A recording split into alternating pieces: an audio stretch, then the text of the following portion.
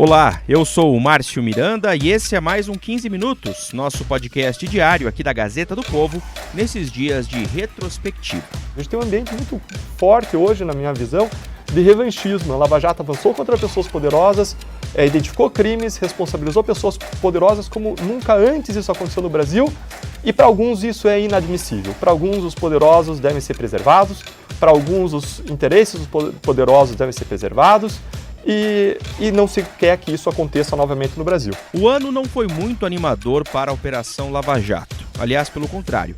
Decisões do STF, vazamento do Intercept, só para citar alguns dos fatos que transformaram 2019 em uma espécie de inferno astral para a operação. Para fazer um balanço de tudo o que aconteceu de importante neste ano envolvendo a Lava Jato, eu chamei aqui a Kelly Cadanos. Ela é editora de República da Gazeta do Povo em Brasília e vai nos ajudar aqui a lembrar e também projetar o que vem por aí em 2020. Kelly, vamos começar pelas decisões do Supremo Tribunal Federal. Não foram poucas as que contrariaram a força-tarefa da operação nesse ano de 2019, né, Kelly? Pois é, Márcio, veja só, o Supremo Tribunal Federal trabalhou muito esse ano e trabalhou muito em pautas de interesse para a Operação Lava Jato, né? A gente lembra que já no começo do ano, acho que as pessoas já nem devem lembrar disso, mas porque já foi tanta coisa depois disso que eu mesmo tive uma dificuldade nessa pesquisa. O Supremo decidiu lá no começo de ano que a competência para julgar casos de corrupção e lavagem de dinheiro, quando elas forem associadas a crimes como Caixa 2, ficam com a Justiça Eleitoral e não com a Justiça Federal. Então, ao comentar esse resultado, inclusive, o chefe da Força Tarefa em Curitiba, o Deltan Dallagnol, disse que essa decisão começou a fechar a janela de combate à corrupção que se abriu no país com a deflagração da Lava Jato. Então, eles sentiram muito essa decisão de mudança de competência para julgar casos de corrupção envolvendo crimes eleitorais. Isso tem prejudicado várias investigações nossas, gerado atrasos, dificuldades no avanço de algumas investigações. Na minha visão, uma decisão equivocada no seu mérito e que produz resultados equivocados também, resultados ruins. E também já sobre a influência dessas mensagens que você mesmo mencionou, divulgadas pelo Intercept, o STF impôs outra derrota à Lava Jato ao anular 2 condenações do ex-juiz federal Sérgio Moro. O Supremo entendeu, nesses 2 casos que foram anulados, que quando há réus delatores e réus delatados, réus delatores devem entregar alegações finais antes dos demais para garantir o princípio da ampla defesa. Isso fez com que 2 condenações fossem anuladas e ainda há o risco iminente que pode acontecer a partir de 2020 de anulação de outras 31 sentenças, porque o Supremo não estabeleceu critérios para essa anulação e para essa análise. Inclusive, uma sentença do ex-presidente Lula, no caso do Cidinho Atibaia, pode ser anulada por causa dessa decisão. Então, isso também foi muito sentido pela Operação Lava Jato. E já quase no final do ano, a gente lembra que o STF também decidiu derrubar a prisão em segunda instância, que é uma bandeira defendida pela Operação Lava Jato desde sempre. O Supremo entendeu que a condenação em segunda instância, atualmente, como está prevista as leis e a Constituição, é inconstitucional. Então, agora, as pessoas só poderão ser presas após o trânsito em julgado dos processos, ou seja, quando não há mais nenhum tipo de recurso contra as condenações. Então, eu não fiquei satisfeito, evidentemente, com a decisão, mas eu respeito a decisão. Tendo se tomado a decisão, quem não concorda com ela tem que verificar se há uma possibilidade de mudança.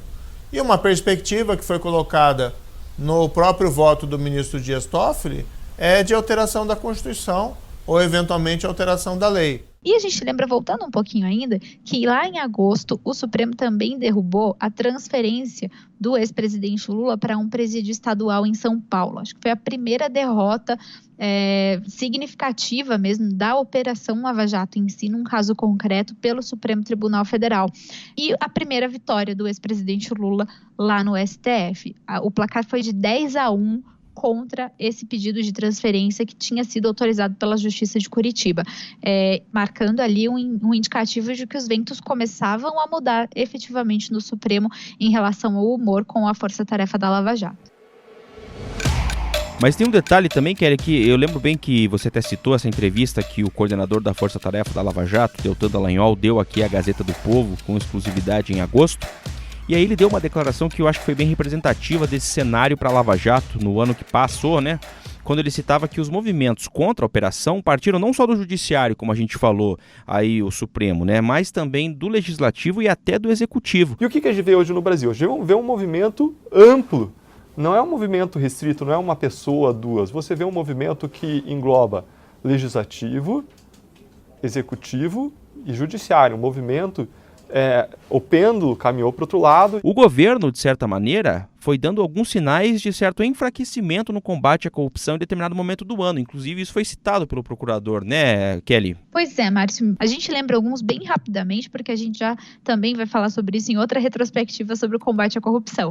Mas a gente teve a transferência do COAF para o Banco Central, que foi vista como de uma certa forma como maneira de limitar a atuação do órgão. Teve a fritura e depois a demissão do presidente do COAF, o Leonel. Nós temos uma mudança do COAF, que estava no Ministério da Justiça, foi para o Ministério da Economia, agora está indo para o Banco Central, retirando da chefia do COAF uma pessoa dedicada, competente, que mostrou seu valor e seu serviço à sociedade na Lava Jato, que é o auditor da Receita Federal, Roberto Leonel.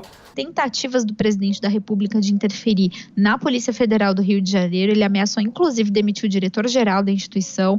Também teve o procurador-geral da República, que foi indicado por ele fora da lista tríplice do Ministério Público, que também foi visto como uma tentativa de intimidar o Ministério Público e de alguma forma interferir ali na autonomia do órgão para investigar casos de corrupção. Acabei de indicar o senhor Augusto Aras para chefiar o Ministério Público Federal. Entre outras coisas que aconteceram ao longo do ano que deram ao procurador Deltan e a muitas outras pessoas esse indicativo de que há, sim, um movimento amplo de combate à corrupção.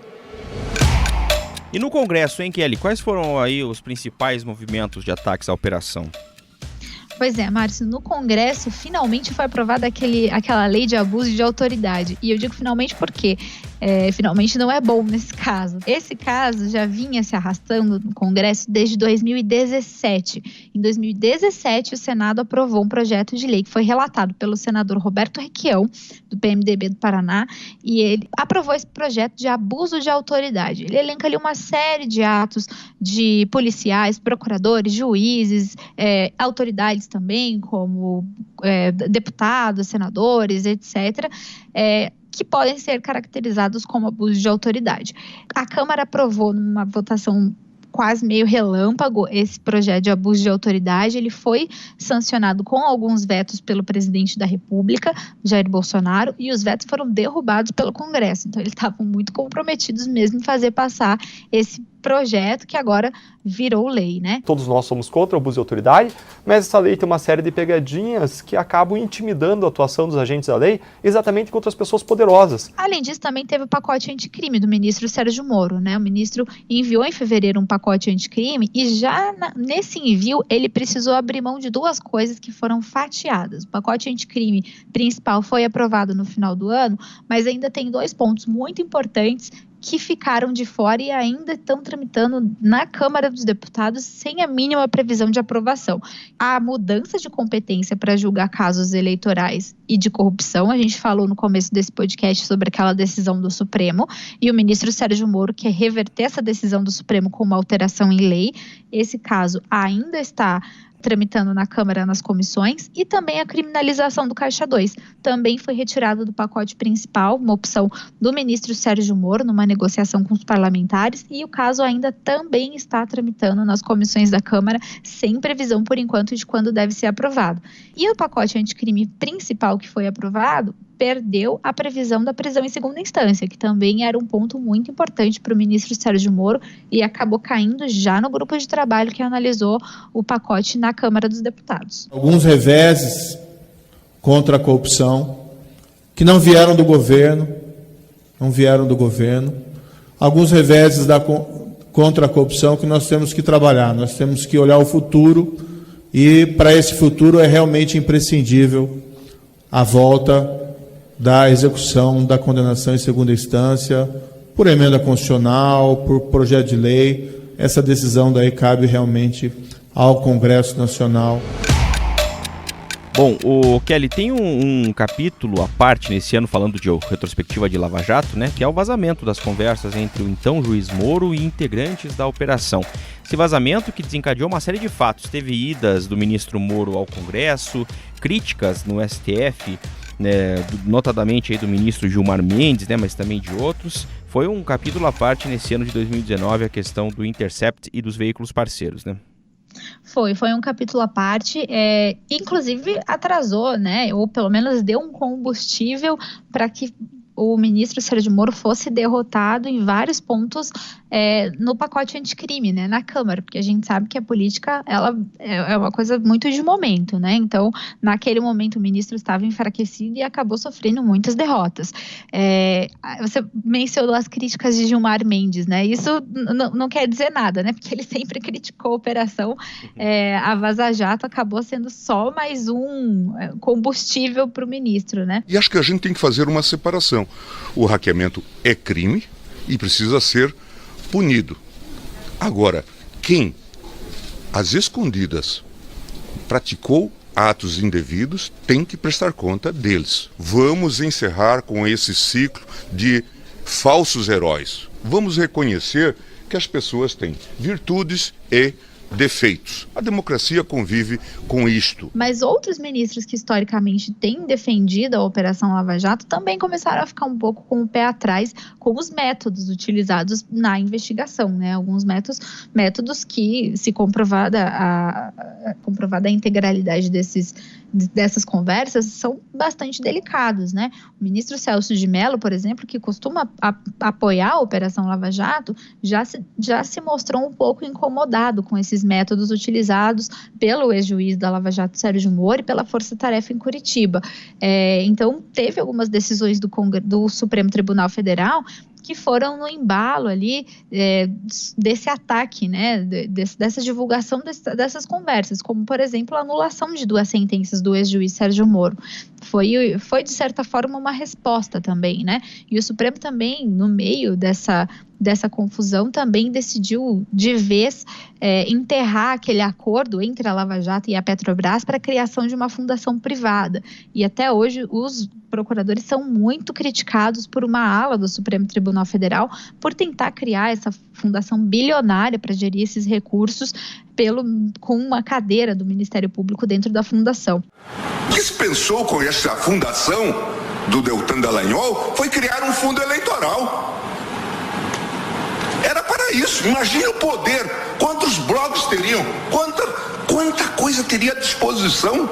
Veja a injustiça, a ousadia. Teve também um incômodo porque muitos ministros do Supremo foram citados nessas conversas interceptadas, né, e divulgadas pelos veículos de imprensa. Então, isso acabou gerando uma mudança de ventos, né, no Supremo em relação ao humor com a Operação Lava Jato. Nós fomos vítimas de um crime, nós tivemos contas e aplicativos e mensagens hackeadas. Certamente eles obtiveram uma série de mensagens. Certamente lá nessas mensagens vai ter conteúdo verdadeiro. Agora nós não podemos ignorar que essas mensagens têm como origem um criminoso. E ainda, também a gente tem no âmbito do Ministério Público, o Conselho Nacional do Ministério Público, ele decidiu pela primeira vez punir o coordenador da Força Tarefa da Lava Jato, Deltan Dallagnol, né, por ter dado uma entrevista em que ele fazia críticas a ministros do Supremo. O placar foi de 8-3 contra o procurador da Lava Jato, e isso também é um indicativo, apesar do conteúdo dessa denúncia não ter nada a ver com essas mensagens que foram divulgadas pelo Intercept, isso é um indicativo também de uma mudança de humor dentro do Ministério Público em relação à força-tarefa, né? Foi a primeira derrota dos procuradores dentro do CNMP. A advertência é uma punição, né? É a mais leve do CNMP, mas mesmo assim não deixa de ser um recado. Teve alguma coisa boa aí, alguma vitória nesse ano tão conturbado para a Lava Jato, Kelly? Teve sim, Márcio, e a vitória veio também do Supremo Tribunal Federal, por incrível que pareça, né? A gente lembra que na metade do ano, o ministro Dias Toffoli, ele paralisou todas as investigações que tinham como base o compartilhamento de dados de órgãos de controle, como a Receita Federal e o COAF. Ele paralisou todas as investigações que tinham dados desses órgãos como ponto de partida, né? Ele fez isso porque o Supremo começou a investigar, começou a ser questionado em relação a isso. Essas investigações elas ficaram paradas até quase no final do ano, mas o Supremo acabou decidindo que esses órgãos de controle podem sim compartilhar informações sem nenhum tipo de autorização judicial com o Ministério Público.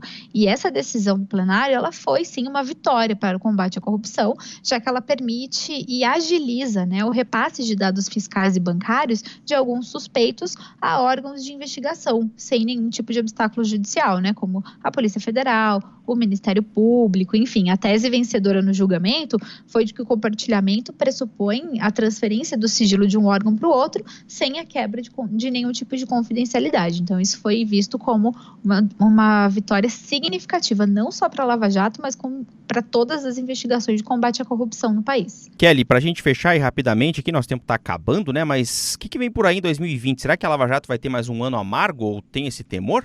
Bom, vamos lá, Márcia. Eu vou destacar um tema que pode ser vital para a Operação Lava Jato, que é a suspeição do ministro Sérgio Moro, né? Tem um habeas corpus do ex-presidente Lula no Supremo Tribunal Federal, na segunda turma, que pede que o juiz seja considerado parcial e pede que os ministros reconheçam que ele agiu politicamente ao condenar o ex-presidente. Se esse habeas corpus for concedido, todas as investigações contra o ex-presidente Lula na Lava Jato podem ser impactadas. O primeiro impacto é derrubar a sentença do triplex, que é o que faz o presidente atualmente estar inelegível. O caso do sítio em Atibaia também pode ter algum impacto em relação a essa decisão e todas as investigações também. Então, pode ser muito decisivo para a Lava Jato. Kelly Cadanos, editora de República da Gazeta em Brasília. Obrigado, Kelly, por nos ajudar aqui na retrospectiva da Lava Jato. Até a próxima.